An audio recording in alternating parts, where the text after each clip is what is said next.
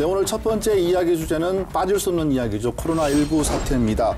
이제 변곡점을 지나서 소강 상태를 보이고 있다는 분석이 나오고 있는데요. 자세한 이야기 나눠보도록 하겠습니다.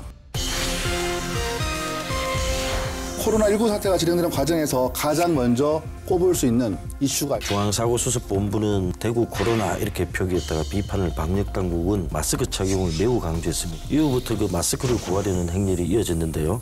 대형마트에서는 새벽부터 줄을 섰고 약국을 통한 마스크 오부제를 세대별로 2장 통장을 통해서 10장까지 지급했지만 부족하기는 마찬가지입니다. 재난기본소득이란 단어가 정치권에서부터 전 국민에게 재난기본소득을 주자는 청와대 국민청원에 한 달간 50만 원을 이제 지급하자는 긴급 현금 복지를 주장하는 목소리가 곳곳에서 터져 나왔습니다. 네, 지난 2월 18일이었습니다. 대구에서는 신천지 대구교회 신도인 31번째 확진자가 발생한 이후에 이 확진자 수가 기하급수적으로 늘어났습니다. 2월 29일 하루에만 741명의 확진자가 발생했을 정도로 정점을 찍었다가 이후 소강 상태를 보이고 있는데요. 그렇지만 여전히 대구는 코로나19와 사투를 벌이고 있는 중입니다. 이번 시간에는 코로나19와 관련한 대구에서 나타난 각종 현상과 이슈들을 짚어보도록 하겠습니다.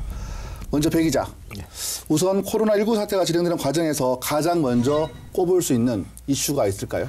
대구는 아직 엄청 고통스럽고 아픕니다. 근데 이 아픈 대구 시민들의 가슴에 생채기를 내는 이 망언에 가까운 발언들입니다.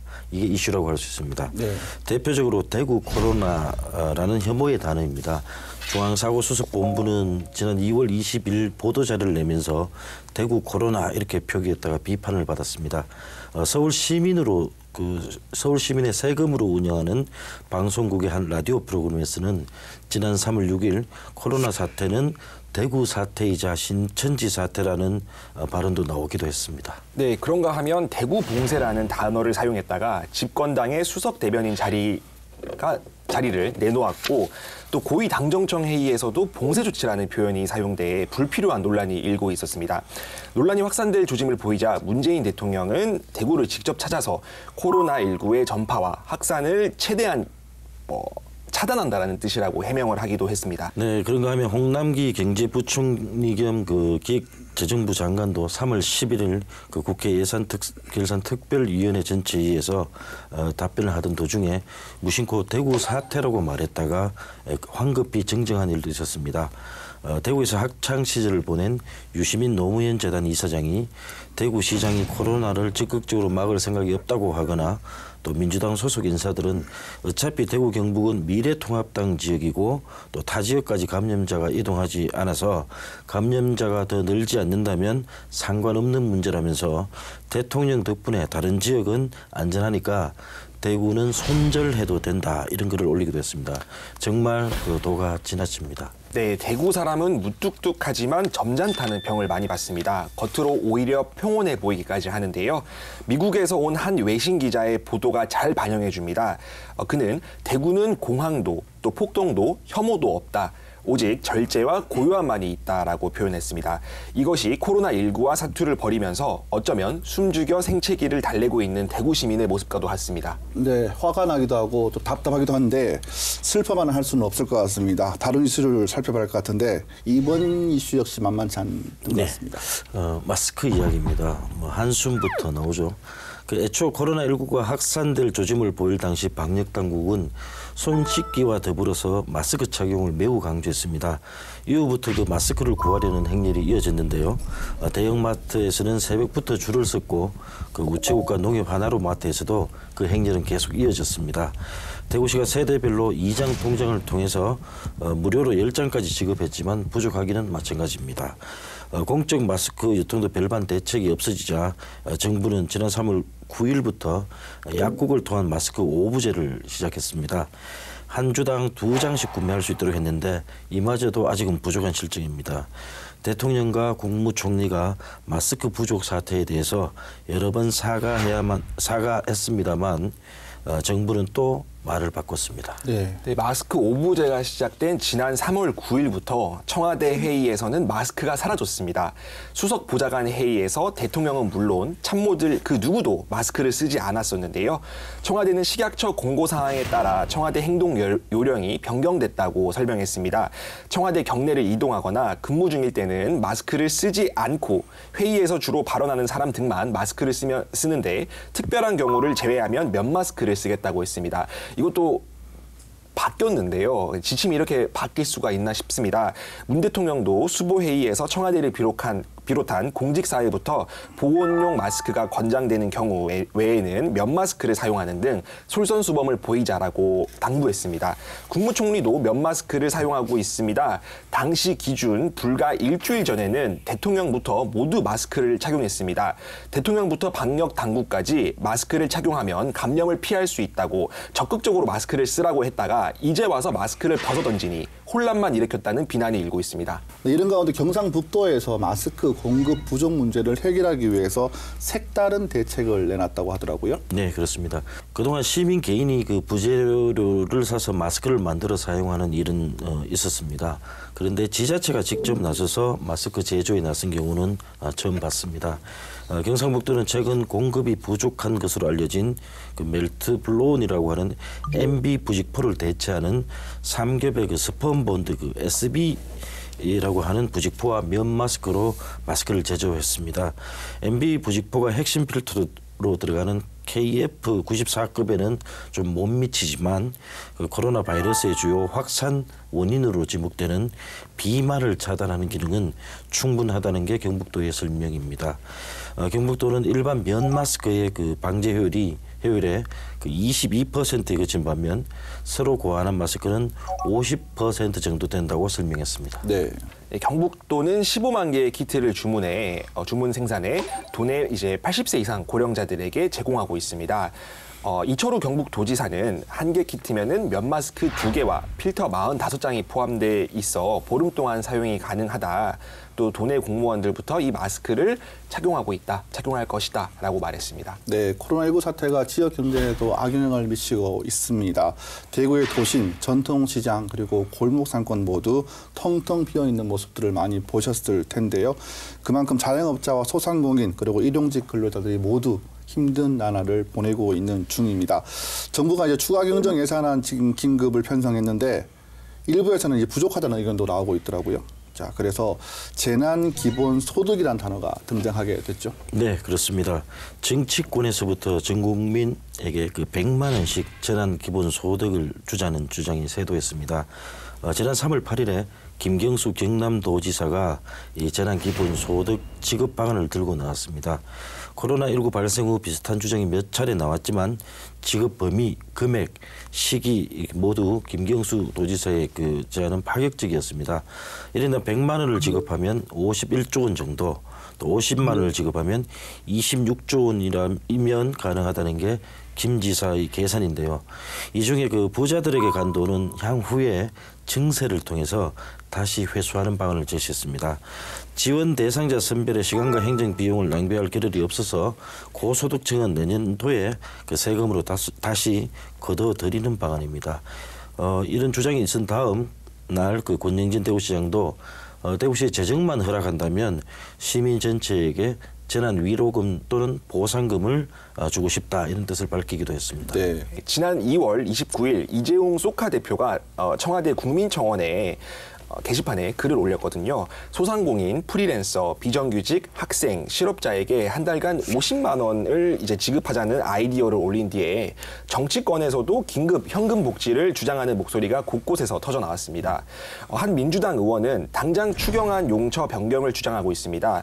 코로나 피해가 큰 대구 경북 지역 공동선대위원장인 그는 지난 3월 6일 정부 추경안에 대해서 중소기업을 돕는 2조 4천억 원과 지역 경제를 살리는 8천억 원을 더하면 3조 2천억 원인데 차라리 그 돈이면 전국의 350만 명 소상공인에게 월 100만 원을 지급할 수 있다고 주장했습니다. 네, 월 100만 원이면 뭐 큰 돈이면 큰 돈이고 적은 돈이면 더 적은 돈인데 청와대는 어떤 반응을 내놓았습니까? 네, 아쉽게도 청와대는 그 재난기본소득의 취지는 뭐 충분히 이해하지만 지급을 검토하지는 않겠다고 못 박았습니다.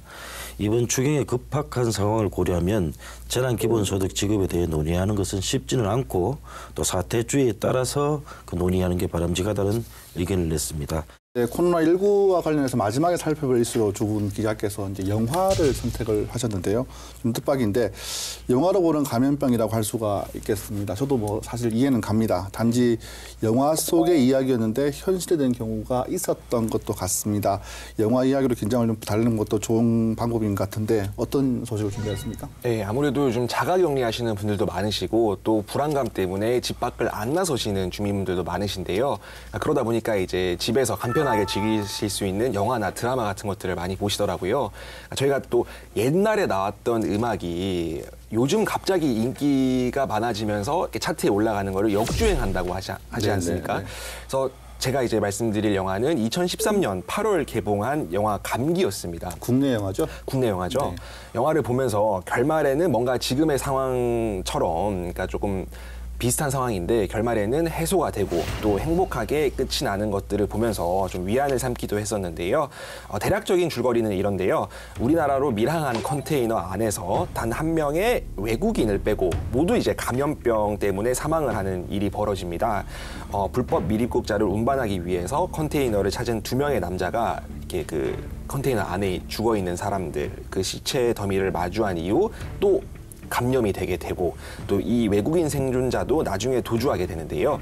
이들 3명이 숨을 쉬어버리는 순간 재난이 전국적으로 퍼진다라는 내용이었습니다. 이제까지 상상하지 못한 치사율 100%의 호흡기 감염이라는 재난이 시작된다라는 주제였었는데 네. 코로나19도 이게 호흡기 또 비말 감염병이다 보니까 훨씬 더 조금 뭔가 남일 같지가 않더라고요. 치사율이 또 100%로 가니까 좀 치사율은 이제 뭐 다르집니다. 다르지만. 배경은 그 경기도 성남의 한 도시입니다. 여기서 봉쇄라는 단어가 등장합니다. 코로나19가 확산한 대구에 그 생채기를 낸 단어가 봉쇄이지 않습니까? 그 유례없는 최악의 바이러스가 확산하자 영화 속의 정부는 도시 전체를 폐쇄해버립니다. 또 군부대도 개입합니다. 감염자가 더 불어나자 거대한 구덩이에 시신을 파묻기도 하고 살아있는 사람을 파묻기도 합니다. 대재난의 그 현장에서 인간의 존엄성 또 생명의 가치가 무엇인지에 대한 생각이 깊어지기도 했습니다. 네, 영화에서는 이제 고병원성 조류 인플루엔자 H5N1, 그러니까 사람으로 감염이 가능한 바이러스로 이렇게 재탄생했다는. 네, 맞습니다. 그 애초 달아난 외국인이 이 바이러스에 감염됐다가 이제 자연 치유가 됐는데요. 그야말로 항체가 생겼습니다. 그런데 의사 역을 맡은 배우 수혜의 딸에게 그 수혈로 항체를 전해주고 죽임을 당합니다. 유일한 항체를 가진 이가 이 꼬마 여자아이가 된 셈인데요. 이 와중에 폐쇄된 도시를 빠져나가려는 그 환자들은 폭동을 일으키고 또 군의 발포 명령, 또 더불어 미국이 개입한 전투기 출동 후 사살 계획까지 이렇게 이어집니다. 사살 계획. 그러면 확진자들이 한꺼번에 몰살을 당할 수 있는 위기에 처해졌다는 이야기인 거죠? 네, 그럴 리는 없습니다. 네, 차인표 씨가 역할을 맡은 대통령이었으니까요. 어디까지나 영화는 영화일 뿐 네네. 현실과는 다른 점이잖아요. 네네. 근데 이제 항체를 가진 꼬마가 항체가 있음을 알렸고 또 대통령이 발포 이제 명령을 막아냈습니다. 최악의 상황은 면했는데요. 영화 내에서는요. 항체 보유자인 딸로 인해서 백신을 개발을 해서 또 분당 시민에게 먼저 공급하기로 합니다. 또 진정 국민을 위하는 지도자가 어떤 덕목을 갖춰야 하는지 생각해 볼 수 있는 대목이었는데요. 영화를 보면서 생각보다 많이 과장됐다고 여기기는 했지만 결말이 희망적이어서 기분은 좋았습니다. 영화 감기에서 치료제를 개발해 시민들에게 공급했듯이 코로나19 바이러스 백신도 하루빨리 개발돼 국민 고통 속에 있는 환자들에게 전달됐으면 하는 바람입니다. 네네. 네, 2011년 9월 개봉한 미국 영화 그 컨테이전도 현재 코로나19 사태가 그 전개되는 상황하고 매우 흡사해서 놀라울 정도입니다. 정말 깜짝 놀랐습니다. 네. 네. 컨테이전은 그 접촉 전염이라는 뜻입니다. 그 마치 이번 사태를 예견하고 그 만든 영화가 아닌가 하는 생각이 들 정도입니다. 독특하게도 영화 마지막에 발단이 나옵니다. 충격적이게도 코로나19 사태를 예견한 듯이 이 박쥐가 바나나를 먹고 나서 흘리고 또 돼지가 이것을 주워 먹고 그 돼지는 요리하는 과정에서 요리사의 손으로부터 바이러스가 옮겨지기 시작합니다. 9년 전의 영화가 현실에 반영해도 될 만큼 높은 싱크로율을 보여서 소름까지 돋을 정도였습니다. 네, 저는 사실 컨테이전 여과는 보지 못했는데 시간을 내서 한번 봐야 되겠습니다. 네. 자, 코로나19가 우리 사회를 잠시 멈추게 했습니다. 시민들은 자발적으로 외출을 자제했고요. 그리고 학교와 학원도 개학 연기와 휴원으로 확산을 막는 데 일조를 했습니다. 그 덕분에 지난 3월 10일에는 13일 만에 하루 확진자 수가 100명 아래로 떨어지면서 변곡점을 찍기도 했습니다. 이번 코로나19 사태가 하루빨리 종식되기를 기대해 보겠습니다.